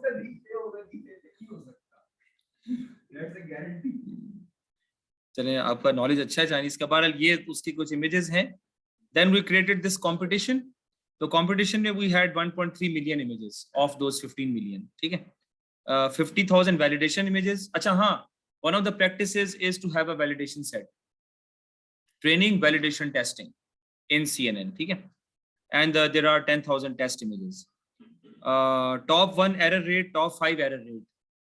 So these are the KPIs in ISL VRC. Top 5 error rate का मतलब है कि percentage of images where the correct label is not one of the model's 5 most likely labels. So आपका जो मॉडल होगा वो प्रेडिक्ट करेगा कि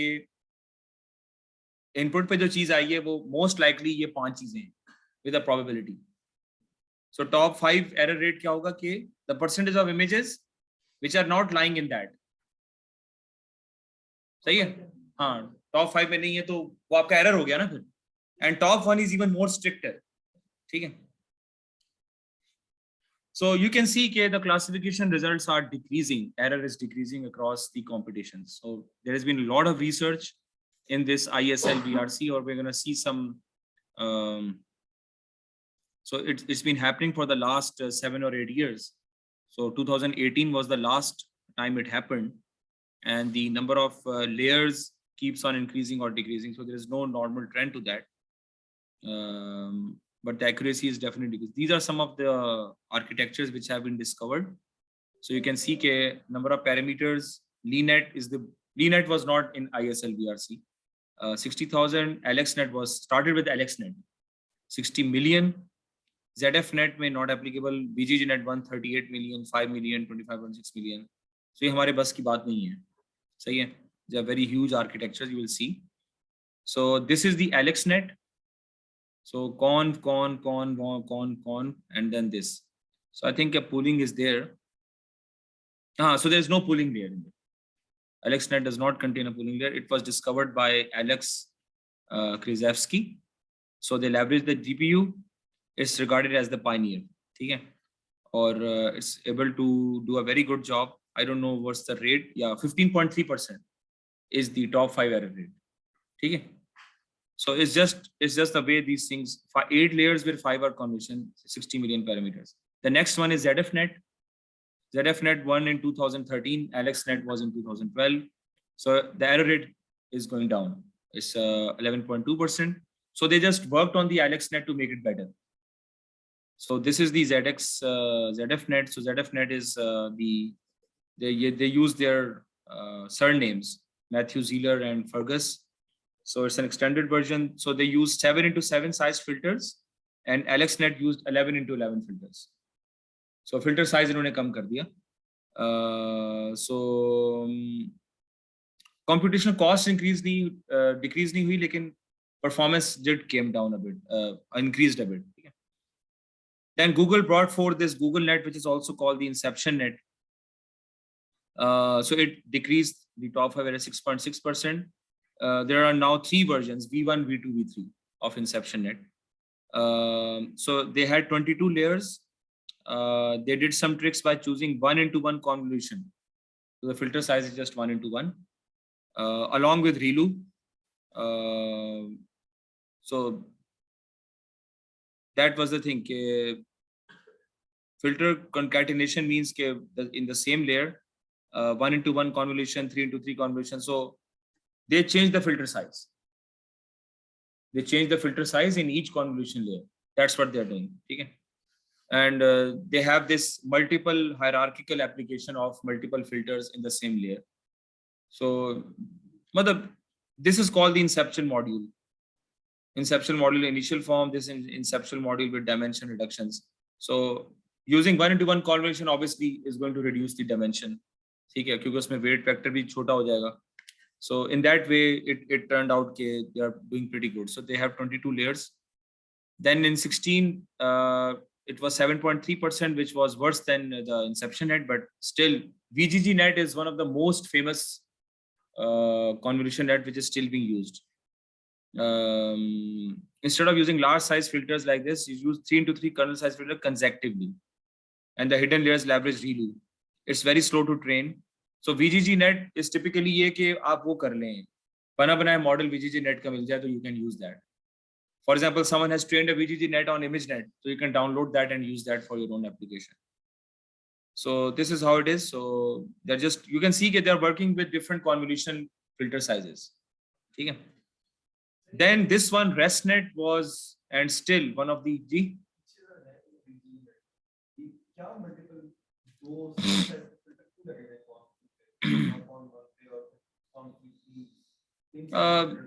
Again, you can see here that the size is increasing quite exponentially, decreasing exponentially across the different layers as we feed forward.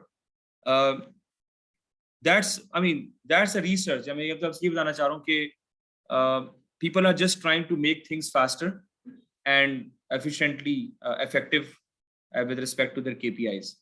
अब उसमें जो भी shortcut चल जाता है वो shortcut चल जाता है. So this inception thing was a shortcut using 1:1 convolutions. That was a shortcut. ReLU is also considered to be a shortcut, although it is now standard practice. In this case, they claim that 3x3 filters with this configuration is better, although their result is top 5 error rate is less than Google. It's worse. Okay. Google was 6.67. So ResNet was one of the more stronger winners by Microsoft Research. So ResNet mein what they did was you got this input here, and then you have this convolution batch norm, ReLU convolution batch norm. This is some layers here. So you take the input from here, avoid this, and then add this with the output of this layer. So this is one way of, this is called a residual network. So residual, this is called a residual block. So एक input जो ऊपर से आ रही है, आप उसको पूरी layer skip करवा दो, पूरे ब्लॉक स्किप करवा दो, और एंड में उसको ऐड करके आगे फिर आगे की लेयर्स में डाल दो. So it's basically like drop out. समझ में आ रही बात की कि from time to time I am going to skip a few blocks of the feed forward case. सही है. ये भी देखें, ये चीज यहाँ पे मेंशन हो रही है. यहाँ से I just skip it with a stochastic probability. For example, I come here, then I come here, and सही है. So it turns out that skipping a few layers from time to time does help you immensely in along with the ReLU function, does help you immensely in cutting down. So अब इनका top 5 देखें 3.57%. The main concept is this one, and I think we dropout भी हमने यहीं से लिया था. I think the concept of dropout originated from this ResNet thing. So I can just skip the connection here and just यानी इस पूरे layer को मैं avoid कर दूं. I just jump from one convolution layer to the other convolution layer while skipping everything in between. सही है. So that does help. So ये कुछ quizzes हैं, इसको हम बाद में देख लेंगे. This is the, I don't know, DRF. This is the skipping thing. So these are Res next. It was inspired by ResNet, VGG, and Inception. Runners up, stack the blocks. So they use the stacking of the blocks. Okay, so ResNet a feature known as, this is not a very famous architecture, so we don't need to go into that much detail. AlexNet, VGGNet, InceptionNet, and ResNet. So these are the 4 which are still being used in many applications. Those who can afford to use that, they are being used. So we also have the PNASNet. PNASNet is very good for researchers. You see they have a 3.8%. I think this is the best one as compared to, so it's almost similar to ResNet. So in this case, they are using optimization algorithms, genetic algorithms, etc., to find out the optimal values of the weights. Reinforcement learning is a machine learning technique, and which we will do in ML2, inshallah. And evolutionary algorithms, they are from the optimization technique. The approach is to perform optimization using a sequential modeling. 5 times more efficient than the previous models and 8 times faster. So currently PNAS net seems to be the winner. ठीक है? अरे खत्म हो गया यार. So data pre-processing, morphological transformations, changing the shape and size. Okay. Erosion, dilation, opening and closing. We'll see what that means. Augmentation is what Adil was talking about. Changes related to rotation, translation, shearing, either other karna. Okay. Normalization we already have seen, but in images, normalization is also probably a separate function. Uske baad she has applied the ResNet architecture, so we'll see that in detail. Import the necessities, Keras, TensorFlow, etc. So she defined this function to plot the images using this matplotlib library. So these are the flowers.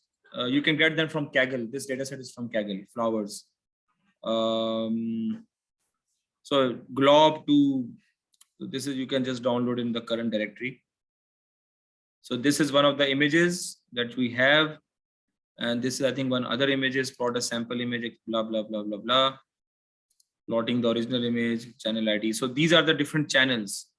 So this original one, so I think this is RGB channel. So you can extract them. You can see, यहाँ पे आप उसको extract करके दिखा सकते हैं. So it looks pretty interesting. ठीक है. So morphological transformation में take all the pixels whose intensities are above a certain threshold and convert them to ones. So that's put them in the black. Okay. So all the green will turn to black, for example. So yeah, and less than 1 is pink, so pink is going to turn to white. That's a simple thresholding. So just do that. So I put the probably value 125. So that converts to black and white. Erosion shrinks the bright regions and enlarges the dark regions. Dilation is the exact opposite. So opening is erosion followed by dilation and closing is dilation followed by erosion. सही है. तो erosion क्या करता है? Brightness को कम कर देता है, darkness को बढ़ा देता है. It erodes the image.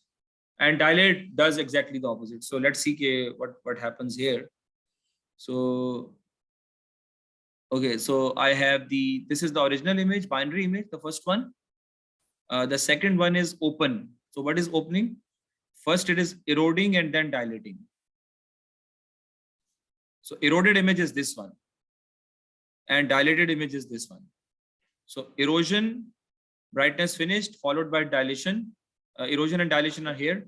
But if I couple up erosion with dilation, I get this one. And if I do dilation and then erosion, then I get this one. I can, consecutively, I can do both. That is opening and closing. Opening means first erosion followed by dilation of the same image. And closing means first dilation followed by erosion of the same image. These are just techniques to augment the data. That's it. Okay? So if you work on the project, then you should try these out. Okay, what impact is this having on the final phone? Rakh them, please. Normalization is the crucial step. Normalization, obviously, let's see how they have done this. So min, okay, image minus min divided by max minus min. So this is one way to do the min max scaler. This is the min max scaling. So यहाँ पे क्या हो रहा है? Image, normal image 1, normal image 2.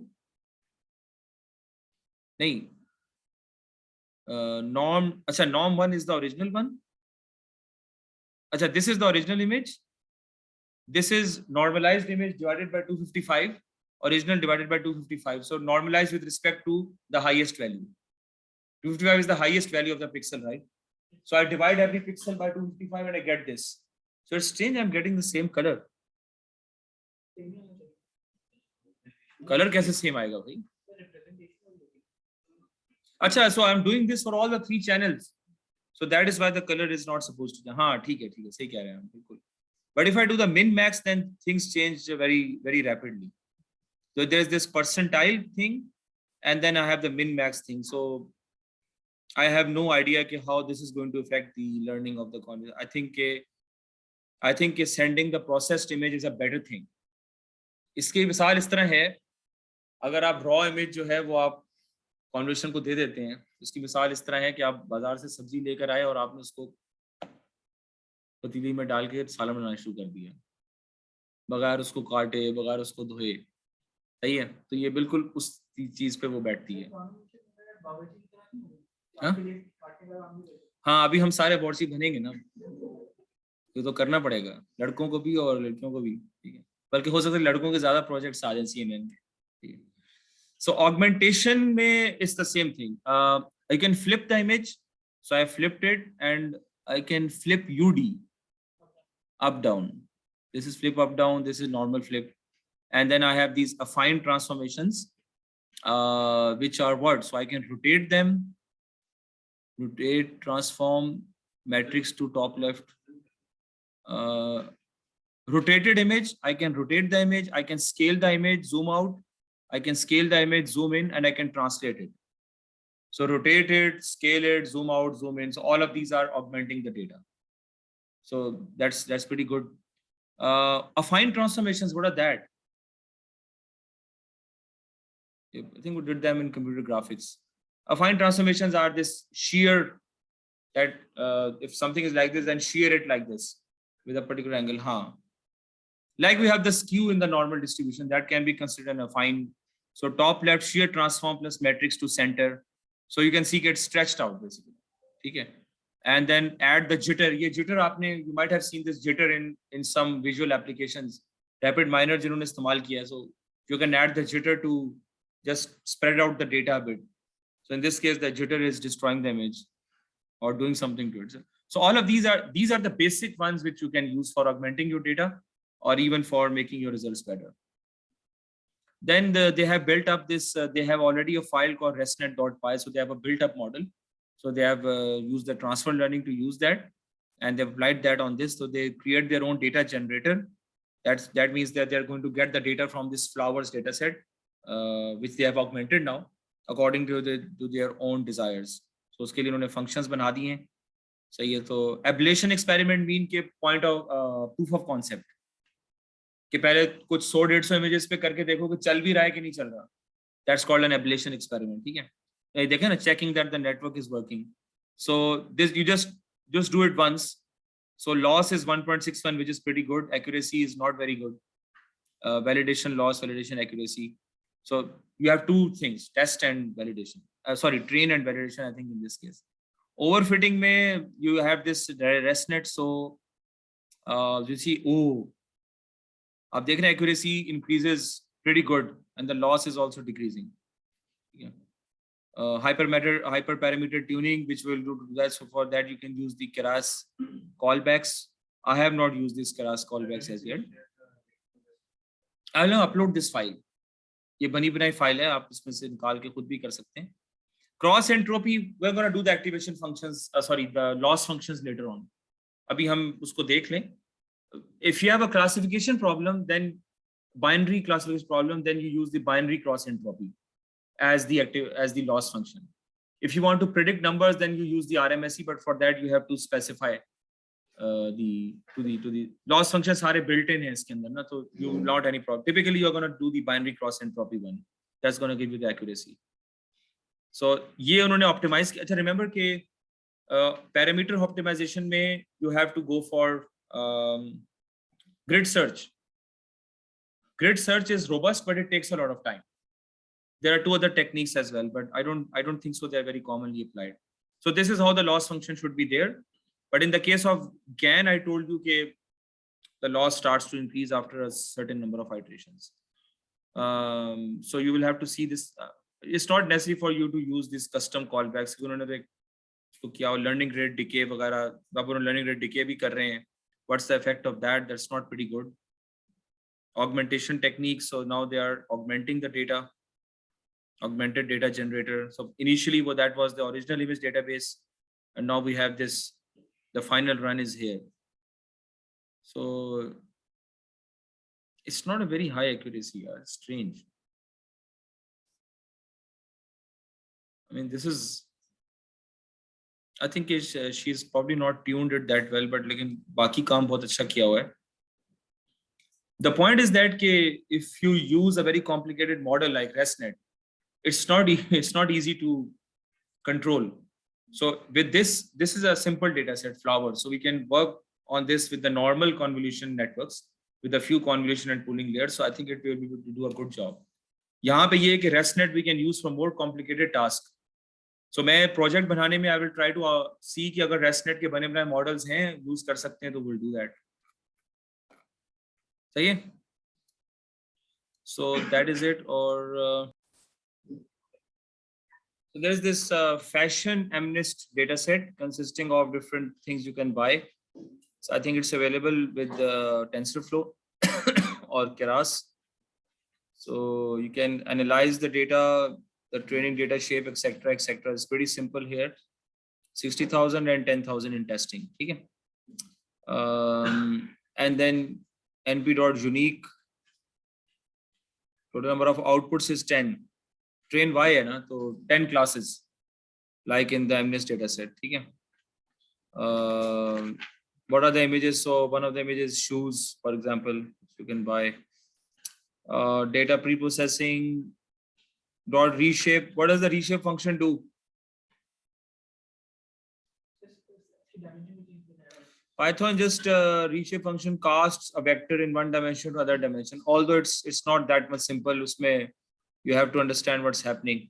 So a 28 by 28 bar is the image size and one is the, for example, depth. So I have no idea what is -1 in this case. -1 can mean the first one. Last one. Okay. So it's in format, data को format में आप ले आए, blah blah blah. I don't know कि इन्होंने इसको divided by 255 किया है. 2 categorical after conversion to 1 hot. 1 hot encoding क्यों होगी यार? ये तो does it contain string values?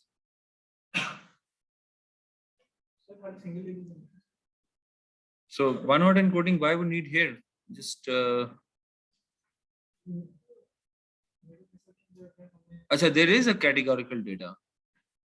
There is some categorical data here. I don't know कौन सा है. बहरहाल I just want to show you कि वो जो हम करते हैं train test bed, this is machine learning step. ठीक है, ये तो आप कर सकते हैं. इसमें validation भी डाल दिया उन्होंने. The network.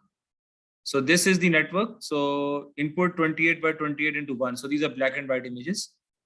32. What do you mean by 32?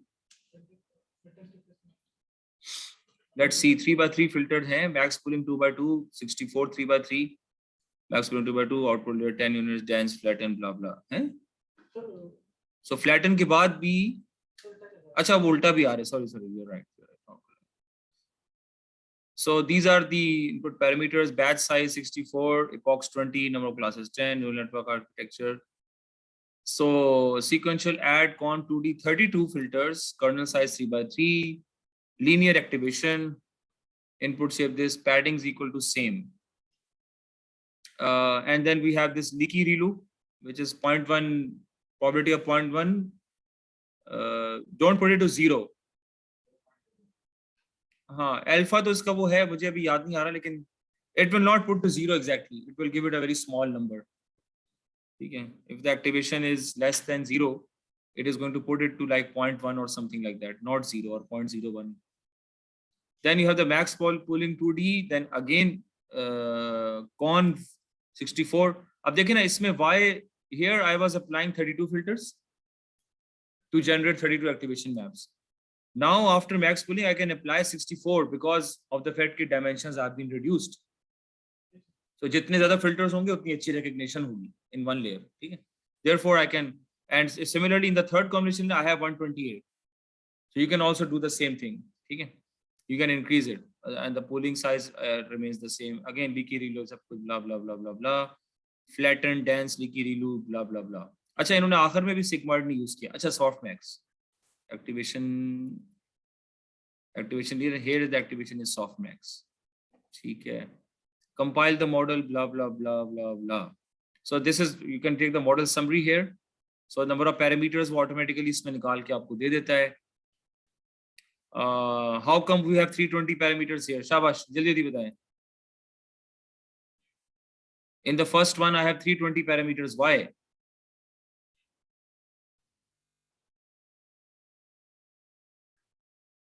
Filter का size क्या है? with padding 3 by 3 means ke 9 into 32 270 268 or something like that. नहीं, अगर 32 को हम 10 weights हो तो that is 320. यहाँ पे कितने आ रहे हैं? 320 आ रहे हैं ना. So because I have padding, so this is equating to 320 weights. So that means a separate weight vector and bias vector for each filter. That is what it means, right? 32 is the number of filters, right? One filter is of size 3 by 3. That means 9 weights to learn. With padding, we have 10 weights. सही है? हाँ, ये सही बात कर रहे हैं. May be बायस हो.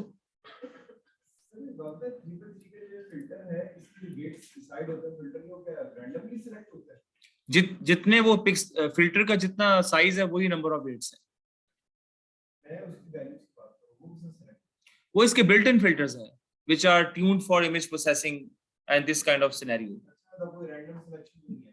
इसके पास पूल होगा, उसमें से शायद रैंडम सिलेक्शन करता but it's a pre defined set of filters. It's not a random. ठीक है. लिकी रीलो में 0 क्यों है parameters? There's nothing to learn, right? Even in max pooling, there's nothing to learn. It's just a transformation. And why we are having this one here?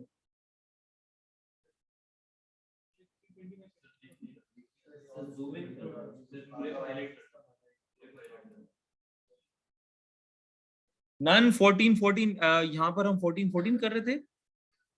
64 into 9. No way.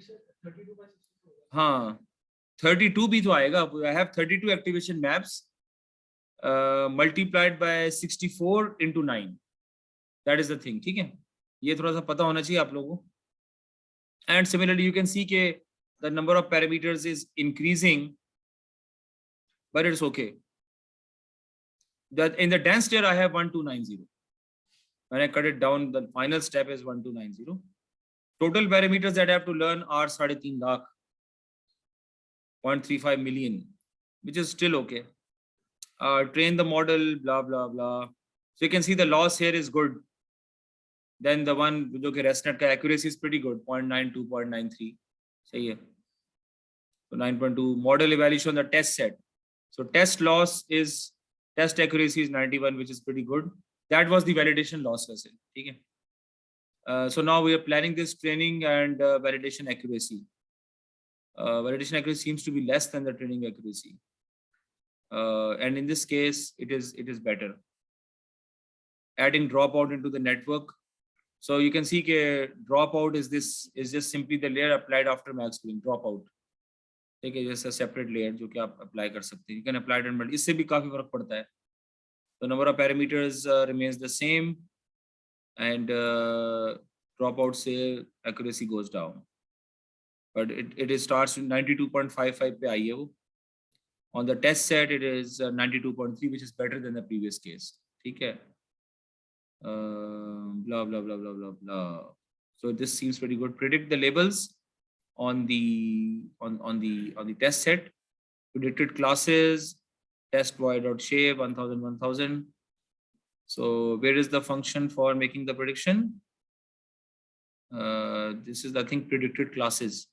Model.predict. ठीक है, सही है. So ये वो बता देगा आपको. Predicted 9, class 9, 2, class, so all of these are right. अब ये this is given by the cross entropy function.